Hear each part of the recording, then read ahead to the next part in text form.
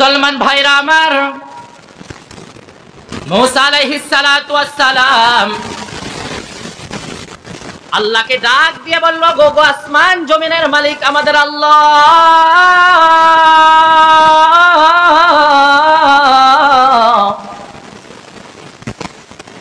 আমি আপনার কাছে জানবার চাই কে কে কোন ব্যক্তি আমার সাথে জান্নাতের মধ্যে আমার সঙ্গী হবে। মুসা নবী আল্লাহকে প্রশ্ন করে, ও গো আল্লাহ, আমার সঙ্গে কে জান্নাতের মধ্যে আমার সঙ্গী হবে? আল্লাহ তাবারাক তাআলা বলতেছেন, ওগো পয়গম্বর মুসা, তোমার সাথে জান্নাতের মধ্যে সঙ্গী হবে ওই যে এখানে একটা বাজার আছে, ওই বাজারের কসাই। কি বলেন? ওই বাজারের কসাই তোমার বন্ধু হবে জান্নাতের মধ্যে। মুসা নবী চিন্তা করলো, আমি তো মনে করেছিলাম আল্লাহ কোন নবীর সাথে আমাকে জান্নাতের সঙ্গী বানাইবেন, অথবা কোন আলেমের সঙ্গে আমাকে সঙ্গী বানাইবেন। আল্লাহ দেখি বলতেছেন কসাইয়ের সাথে আমার জান্নাত হবে, কসাই আমার বন্ধু হবে। তিনি আশ্চর্য হয়ে গেলেন, কি কি ব্যাপার, একজন কসাই বুঝি আমার জান্নাতের মধ্যে সঙ্গী হবে? ওই মুসা আলাইহিস সালাতু ওয়াস সালাম তিনি খুব আশ্চর্যজনক হয়ে বাজারের দিকে চলে গেলেন। বাজারে গিয়ে দেখতে পাচ্ছেন একজন কসাই গোশত বিক্রি করতেছে, একজন কসাই গোশত বিক্রি করতেছে। মুসা আলাইহিস সালাতু ওয়াস সালাম দূর থেকে দেখে, আল্লাহ বলেছে এই ব্যক্তি আমার সঙ্গে জান্নাতে থাকবে, দেখি সেই ব্যক্তি কোন আমল করে। তিনি অনেকক্ষণ আলাদাভাবে দাঁড়িয়ে রইলেন, অনেকক্ষণ দাঁড়িয়ে রইলেন, ওই কসাইয়ের কোনো আমল দেখতে পেলেন না। ওই কসাইয়ের কোনো আমল দেখতে পেলেন না, বরং শুধুমাত্র তিনি গোশত বিক্রি করতেছে। এবার সন্ধ্যা যখন হয়ে গেল, এই কসাই এক পোটলার মধ্যে একটু মাংস নিলেন, মাংস নিয়ে তিনি বাড়ির দিকে যাইতেছেন।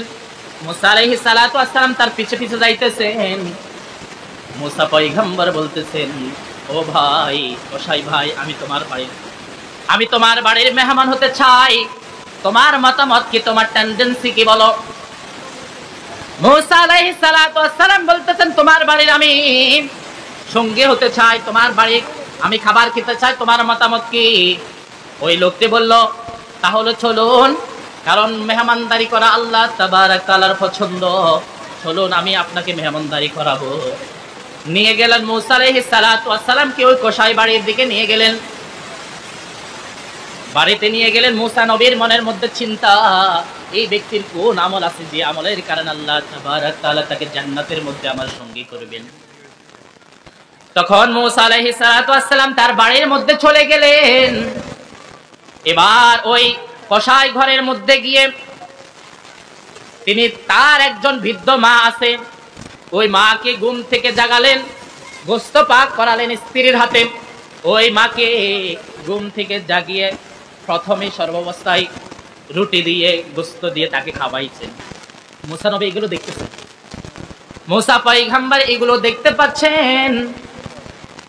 এবার ওই কসাই মাকে সুন্দরভাবে খাবিয়ে আবার শিশু বাচ্চাদের মতো যত্ন করে আবার বিছানার মধ্যে শুয়ে দিলেন, আর ছেলে মেয়েদেরকে ফড়ে গোশতগুলো খেতে দিলেন।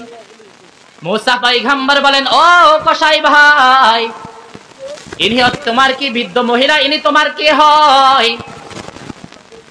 ওই কসাই বলতেছেন, ওগো মেহমান, তিনি তো চিনতে পারেন না এই যে মুসা পয়গম্বর। তিনি বলতেছেন, ও মেহমান ভাই, ইনি হচ্ছেন আমার বৃদ্ধ মা। আমার মার প্রতিদিন আমি খেদমত করি, কারণ আমি কোরআন কারিমের মধ্যে হুজুরদের মুখে শুনেছি, রব্বির হামহুমা কামা রব্বায়ানি সগীরা, এটা আমাকে শিখাইছে মা বাবা যেরকম ভাবে, এর অর্থ হচ্ছে মা বাবা ছোটবেলায় যেরকম লালন পালন করে, আমরা আল্লাহ তুমি তাদেরকে সেভাবে লালন পালন করিও। এই জন্য আমি তাকে ছোটবেলায় আমাকে অনেক যত্ন করেছে গো, আমাকে অনেক কষ্ট করে বড় করেছে। আজকে আমার মা বৃদ্ধ হয়ে গেল, উঠতে পারে না, আমি আমার মাকে তেমন ভাবে সেবা করতেছি। সুবহানাল্লাহ বলেন। যখন মাকে শোয়াইবার সময় মা ছেলের কানে কেন মিট মিট করে কি যেন একটা বলল, মুসা পয়গম্বর তা শুনতে পেলেন না, অস্পষ্ট ভাবে বলল। মুসা পয়গম্বর ওই কসাইকে বলতেছে, ভাই কসাই, তোমার মা তোমাকে কানের মধ্যে জানে কি বলেছে? আমি তো শুনতে পেলাম না, বলো কি বলেছে। এবার ওই কসাই বলতেছে, ও ভাই, আমার মা প্রতিদিন আমার জন্য একটা দোয়া করে, আমি যতদিন পর্যন্ত তার খেদমত করি, খাওয়ানোর পরে ঘুমাই, আমার মা কানের মধ্যে আমাকে একটা প্রতিদিন দোয়া করে। কোন দোয়া করে? আমার মা প্রতিদিন বলে, আল্লাহ তোমাকে মাফ করুক। আমার মা এবং দোয়া করে তোর জান্নাতে মূসা নবীর সাথে হোক। আল্লাহু আকবার বলি। তখন মূসা আলাইহিস সালাতু ওয়াস সালাম বললেন, ও কসাই ভাই, তোমার মায়ের দোয়া আসমান জমিনের মালিক আল্লাহ কবুল করে ফেলেছে। সুবহানাল্লাহ। আমি সেই মূসা নবী, তুমি যেই মূসা নবীর সঙ্গে থাকবার জন্য তোমার মা দোয়া করে,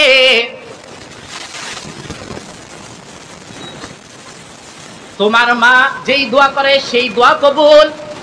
আমাকে আল্লাহ তাবারাক তাআলা বলেছে তোমার সাথে আমার জান্নাত হবে, এই জন্য আমি তোমার বাড়িতে এসেছি। তুমি কি আমল করে জানাইতে এসেছি? এসে দেখতেছি তুমি কোনো আমল করো না, তুমি শুধুমাত্র তোমার মায়ের খেদমত করো। এই জন্য আল্লাহ তাবারাক তাআলা তোমাকে আমার সাথে জান্নাতে একসাথে সঙ্গী বানিয়ে দিবেন। সুবহানাল্লাহ।